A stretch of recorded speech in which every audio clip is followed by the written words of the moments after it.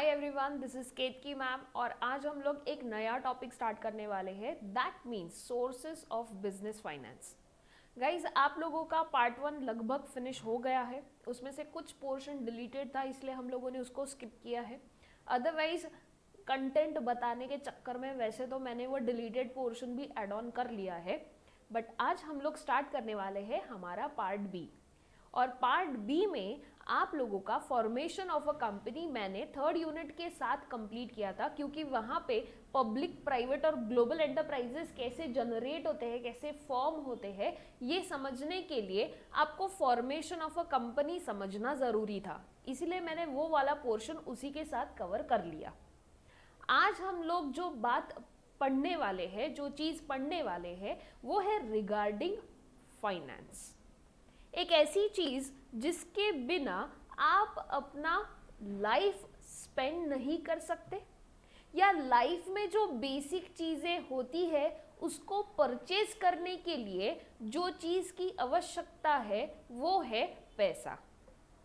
तो पैसा कहाँ से आएगा, कैसे अपना बिजनेस चलेगा, इन सब से रिलेटेड जो भी बातें हैं वो हम इस चैप्टर में पढ़ने वाले हैं। That means sources of a business finance. अब बिजनेस एक ऐसी चीज है जहां पे आप बाइंग और सेलिंग करते हो इन मोटिव टू अर्न प्रॉफिट। जब हमने बिजनेस का कंसेप्ट यूनिट 1 में पढ़ा, तब हमने जाना कि it is an human activity which is classified into economic and non economic. Economic means the term which is related to money, hence business को हम लोग इकोनॉमिक एक्टिविटी कहते हैं। बिजनेस इज इकोनॉमिक एक्टिविटी क्योंकि उसका अल्टीमेट मोटिव है to earn money, to earn profit with the help of buying and selling of goods and services. अब ये जो इकोनॉमिक एक्टिविटी रहेगा, इसे समझने के लिए हमें पहले तो पैसा इंपॉर्टेंट होना चाहिए। इकोनॉमिक एक्टिविटी है कि पैसा कमाना है, लेकिन पैसा कमाने के लिए पहले उसको हमें लाना तो पड़ेगा। When you need a plant, first you need to sow a seed, है ना? तभी तो आपको प्लांट मिलेगा। तो पहले तुमको सीड्स खरीदनी पड़ेंगी, सीड्स को सो करना पड़ेगा, तभी जाके उसमें से आपको प्लांट मिलेगा, राइट?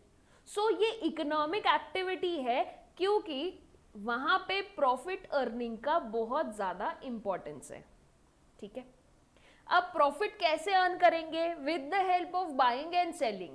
अब सेलिंग करने के लिए आपको कुछ ना कुछ प्रोडक्ट की आवश्यकता पड़ेगी जो आप कस्टमर को दिखाओगे और कस्टमर आपसे वो चीज खरीदेगा। तो वो प्रोडक्ट को प्रोड्यूस करने के लिए आपको क्या करना पड़ेगा? प्रोडक्शन करना पड़ेगा। So the mass production and capital intensive techniques आज के डेट में बिजनेस में बहुत ज़्यादा एग्जिस्टेंस में है और बिजनेस बहुत ज़्यादा हद तक इन चीज़ों पर डिपेंड करता है। सो मास प्रोडक्शन मतलब क्या? बहुत ज़्यादा स्तर पे प्रोडक्शन, मतलब एक प्रोडक्ट का डिमांड मार्केट में बहुत अच्छा है और उसके लिए मुझे मास प्रोडक्शन करना पड़ रहा है। और कैपिटल इंटेंसिव टेक्निक मतलब मुझे पैसा इन्वेस्ट करके फिक्स्ड चीज़ें मेरे ऑर्गेनाइजेशन के लिए लानी है ताकि मैं उसको अच्छे से यूटिलाइज कर सकूं। So that is what is capital intensive techniques.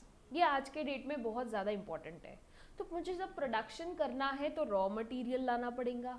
Capital intensive technique से तो कैपिटल को तो मुझे जनरेट करना पड़ेगा ना, तो वो कहाँ से होगा? वो होगा फाइनेंस से। So finance is consider as a life blood of any business.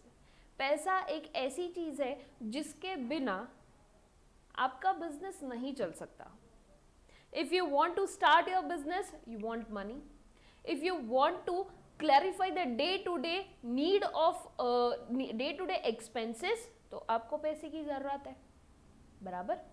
तो जब आपका लाइफ ब्लड फाइनेंस है, तो फाइनेंस आप कहाँ से जनरेट कर सकते हो, इस चीज का नॉलेज आप लोगों के पास होना जरूरी है।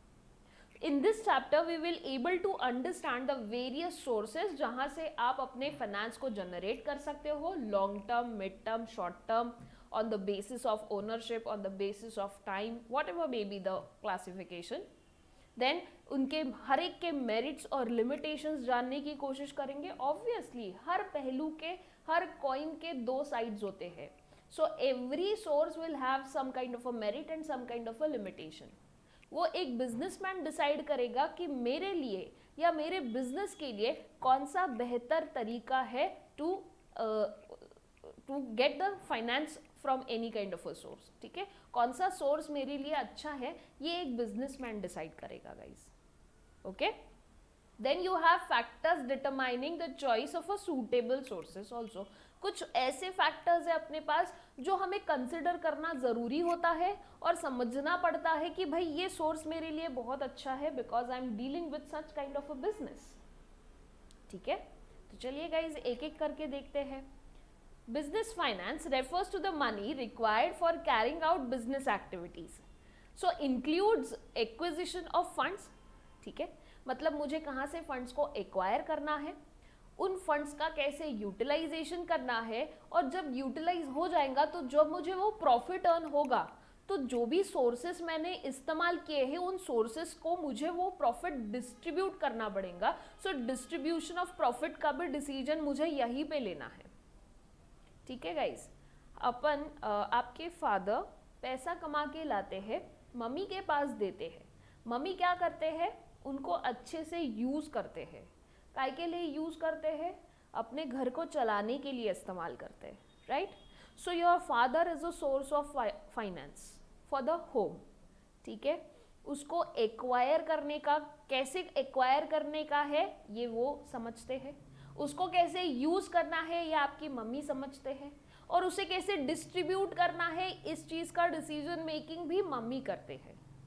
ठीक है, तो कहीं ना कहीं जैसे हमारे घर को चलाने के लिए पैसे की आवश्यकता होती है, वैसे ही एक बिजनेस को चलाने के लिए भी पैसे की आवश्यकता होती है। जब भी हम बिजनेस फाइनेंस ये दो वर्ड्स को समझते हैं तो बिजनेस और फाइनेंस इन दो वर्ड्स का अलग अलग मीनिंग को कनेक्ट करने की कोशिश करते हैं।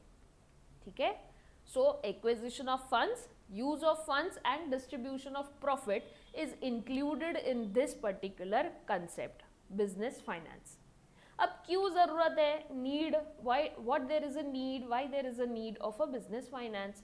तो सबसे पहला है to start and establish a business. किसी भी बिजनेस को मुझे अगर शुरू करना है, if I am having an idea, मेरे पास एक आइडिया है जिसको मैं अपने प्रोडक्ट में कन्वर्ट कर सकती हूँ, तो प्रोडक्ट में कन्वर्ट करने के लिए मुझे रॉ मटेरियल लगेंगे, राइट। रॉ मटेरियल के अलावा कुछ ऐसे रिसोर्सेस लगेंगे जिससे मैं अपना प्रोडक्ट एग्जिस्टेंस में ला सकूं।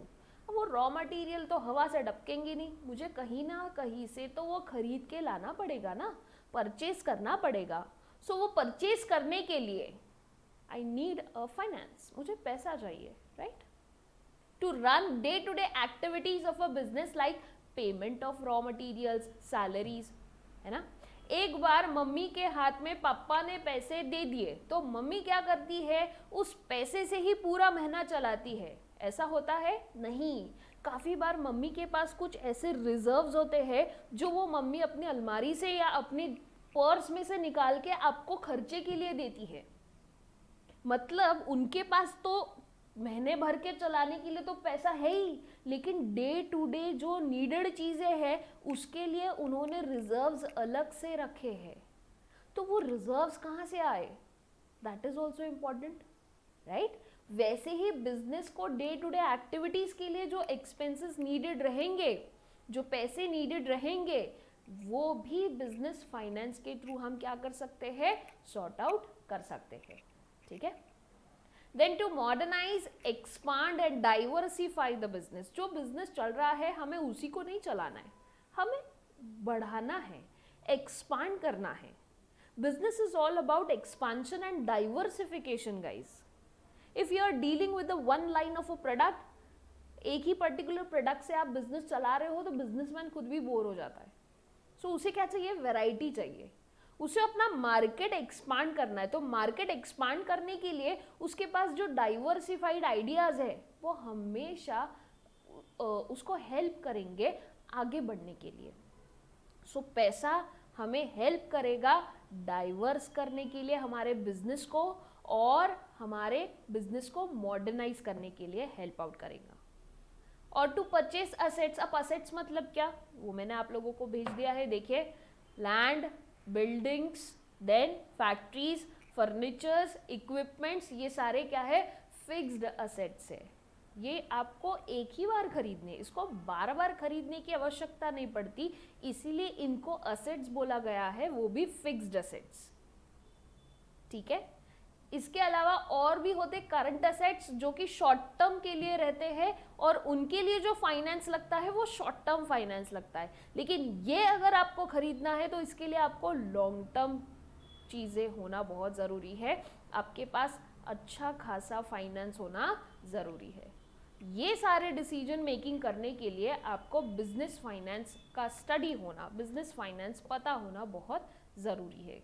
ठीक है, उसके बाद financial need of a business, दो तरीके की नीड होती है बिजनेस की। एक होती है जैसा कि मैंने कहा when you need to purchase, ठीक है, when you need to purchase fixed assets जैसे कि लैंड, मशीनरीज और इक्विपमेंट्स होती है, तब उसको हम कहते हैं फिक्स्ड कैपिटल रिक्वायरमेंट। क्या कहते हैं, फिक्स्ड कैपिटल रिक्वायरमेंट। ठीक है, और दूसरा होता है working capital requirement, refers to as a part of a total capital which is required for holding current assets such as stock, bills, receivables, etc.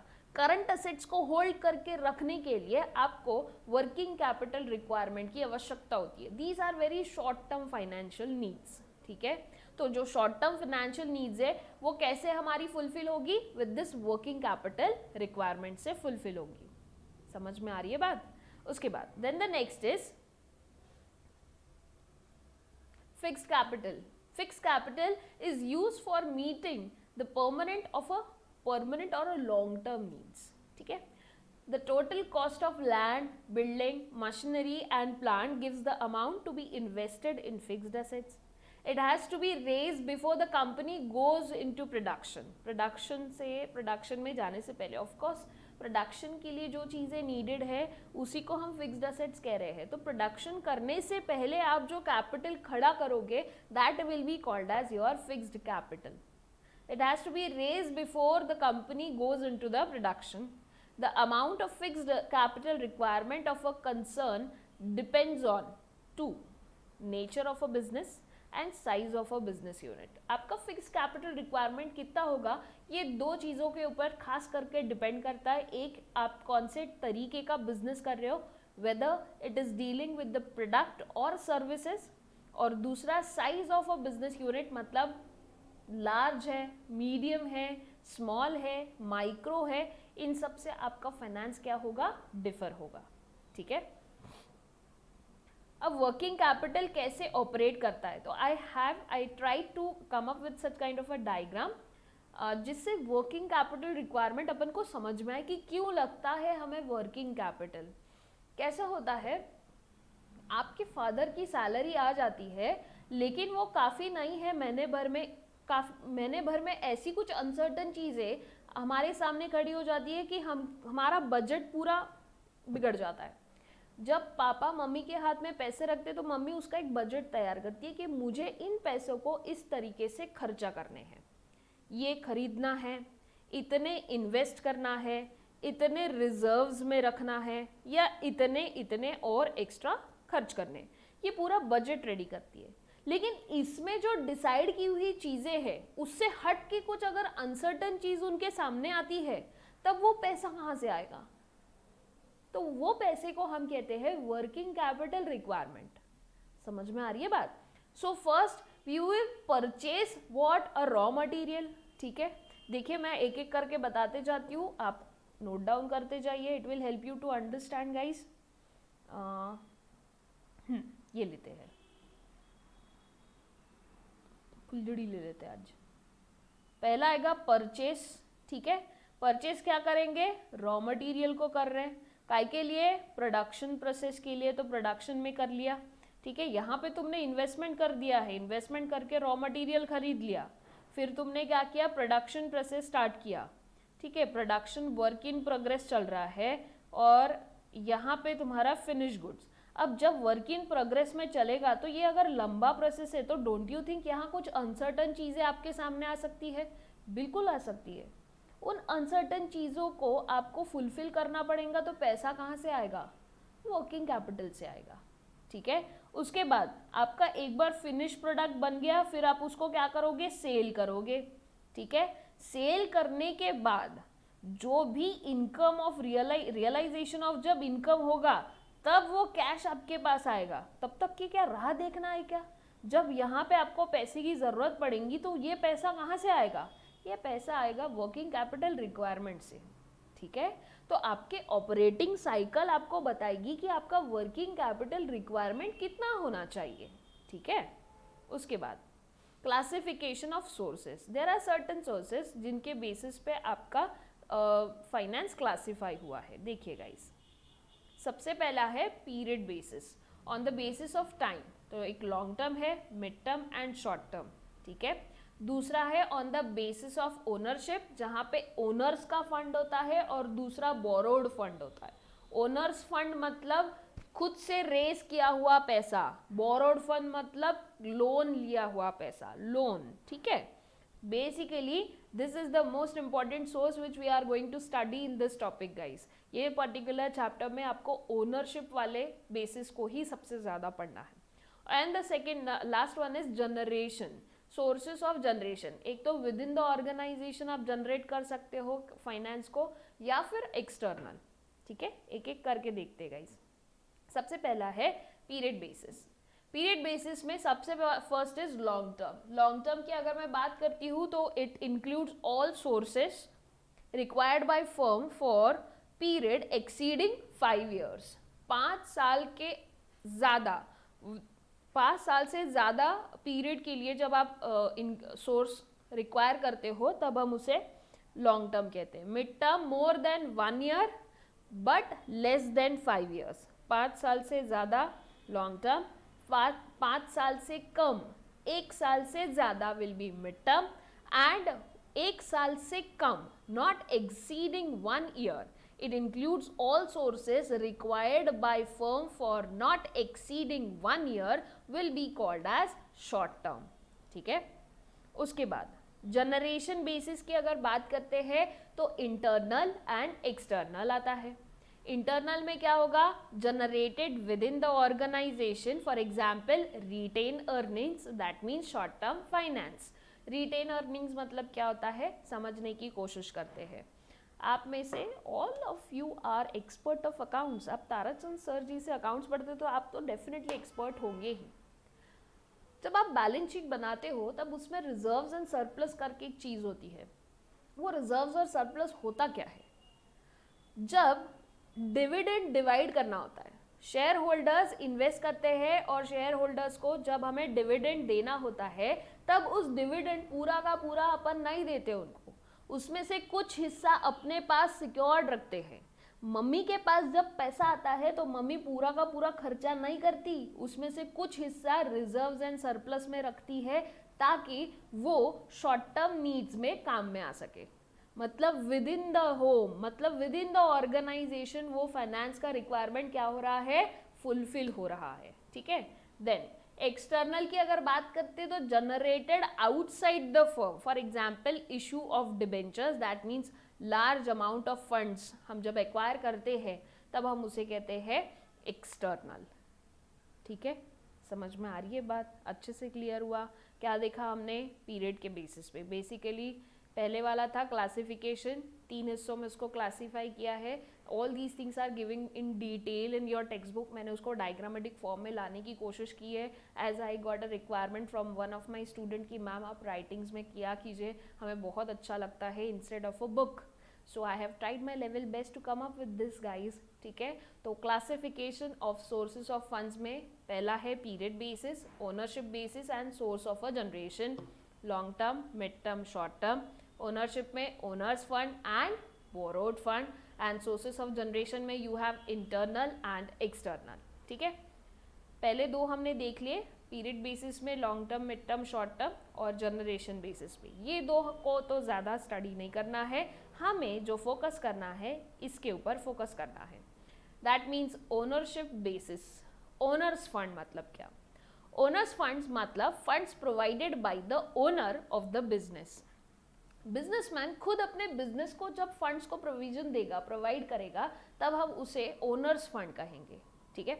Then for example capital provided by sole trader, partner of the company और shareholders of a company, ये सब लोग जब मिलके capital provide करते हैं तब हम उसे ओनर्स फंड कहते हैं, ठीक है।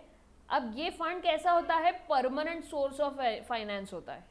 ये कभी कोई आपसे वापस नहीं मांगेगा जब तक कि आप नहीं देते, ठीक है। लेकिन ये फंड्स जिससे आपने एक्वायर किया, आपने जिससे एक्वायर किया उसके पास आपके मैनेजमेंट का कंट्रोल आ गया।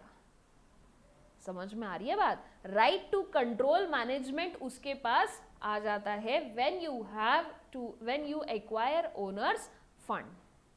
अब बोरोड फंड मतलब funds raise through loans and borrowings. Provide funds by specified periods रहते हैं, यहाँ पे परमानेंट नहीं रहता है ना, परमानेंट फाइनेंसिंग नहीं होता है, यहाँ पे स्पेसिफाइड पीरियड के लिए फंड्स रहते हैं। एंड लीगल ऑब्लिगेशंस होते हैं टू पे interest eight fixed rate of interest, ठीक है। फिक्स रेट ऑफ इंटरेस्ट में आपको पे करने ही है इंटरेस्ट, वो ऑब्लिगेशन है, लीगल ऑब्लिगेशन है, ठीक है। And provided on security to some fixed assets, आपको कुछ सिक्योरिटी के अगेंस्ट में, जैसे लैंड है उसके अगेंस्ट में ही आपको क्या मिल सकता है, फाइनेंस मिल सकता है, तो इसे हम कहते हैं बोरोड, ठीक है। ओनर्स फंड मतलब जो ओनर खुद से होके जनरेट करके क्या करता है, बिजनेस में लगाता है। और बोरोड फंड्स मतलब ऐसे फंड्स होते हैं जो एक बिजनेसमैन किसी फाइनेंशियल इंस्टीट्यूशन या बैंक से बोरो करता है, उसके ऊपर का फिक्स्ड रेट ऑफ इंटरेस्ट के तौर पे इंटरेस्ट पे करता है एट हिज लीगल ऑब्लिगेशन, ठीक है। स्पेसिफाइड पीरियड के लिए ही मिलता है आप लोगों को, एंड उसको सिक्योरिटी, फिक्स्ड एसेट सिक्योरिटी के तौर पे देना ज़रूरी होता है। आई होप आप लोगों को कंसेप्ट अच्छे से समझ में आ रहे हैं। Please WhatsApp me to so that I able to understand कि yes really you are knowing it very well, ठीक है। तो सबसे पहले आज हम बात करेंगे ओनर्स फंड की। ओनर्स फंड्स में these are funds provided by the owner of the business. Various source of owners fund are as follows. ये एक बिजनेसमैन खुद होके जनरेट करके अपने बिजनेस को देता है ताकि उसका बिजनेस चल सके, आगे बढ़ सके, ठीक है। अब there are various sources, owners fund में बहुत सारे सोर्सेस है जिससे एक बिजनेसमैन क्या कर सकता है, जनरेट कर सकता है फंड्स को। तो सबसे पहला है इक्विटी शेयर। इक्विटी शेयर को एक आम भाषा में अगर समझना है तो इट्स वेरी सिंपल। एक कंपनी है और उस कंपनी को आपने शेयर किया दूसरों के साथ, उन दूसरों ने आपकी कंपनी में पैसे इन्वेस्ट किए और जब आपकी कंपनी को प्रॉफिट हुआ तब उस प्रॉफिट का कुछ हिस्सा आप लोगों ने उन शेयर्स, जिनको आपने जो शेयर दिया कंपनी का, उनमें डिवाइड करना शुरू कर दिया। This is what is called as equity shares. So help in raising long term finance, ये हमेशा लॉन्ग टर्म फाइनेंसिंग के लिए आपको मदद करता है।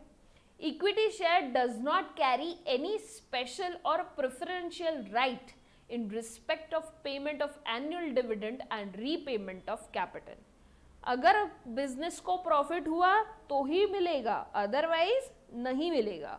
सो किसी भी तरीके का आपको स्पेशल राइट उसको नहीं देना है जैसे कि बाकी के सोर्सेस ऑफ फाइनेंस में होता है या सोर्सेस ऑफ ओनर्स फंड में होता है, ठीक है। प्रॉफिट हुआ तो ही डिवीजन होगा, अदरवाइज नहीं होगा। Represents owners capital as equity shareholders are the real owners of the company. Company में जिनका पैसा लगेगा भाई वही तो सच्चे ओनर है। तो सही ओनर्स की हम अगर बात करते हैं तो कौन होते हैं, equity share holders are the owners of the company, ठीक है। उसके बाद एक्सप्लोर अबाउट शेयर्स, थोड़ा शेयर्स के बारे में बात कर लेते हैं। The capital of a company is divided into small units called share. Share is the interest of the shareholder in the company which is measured in terms of money. some means of share in the share capital of a company is includes stock. उसको हम stock के नाम से भी समझते हैं. The capital obtained by issue of shares is known as share capital. Each share has its nominal value. एक share की कुछ एक value होती है. Holder of these share are called shareholders or members of the company. The shareholder received dividend from the company as a consideration of investing his money. A public company can issue two types of shares, equity shares and preferential shares. Employees stock option means एक तरीके की scheme है.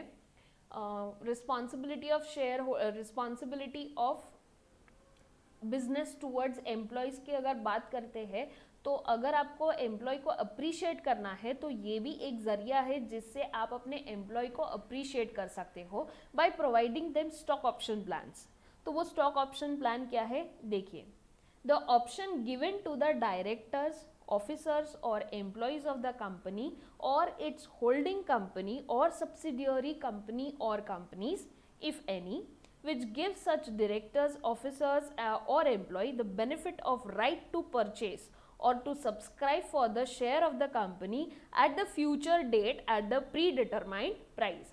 Suppose I am the मैं एक company की director हूँ, ठीक है, और मैंने कंपनी का जो शेयर है करंट आज अगर मैंने कंपनी का एक शेयर खरीदा और वो एक शेयर की कीमत है 1000 रुपये, तो मैं 1000 रुपये ही पे करूंगी फ्यूचर डेट में जब कभी भी मुझे नए कंपनी में या किसी नए प्रोजेक्ट में इन्वेस्ट करना हो या शेयर्स खरीदने हो सेम कंपनी के.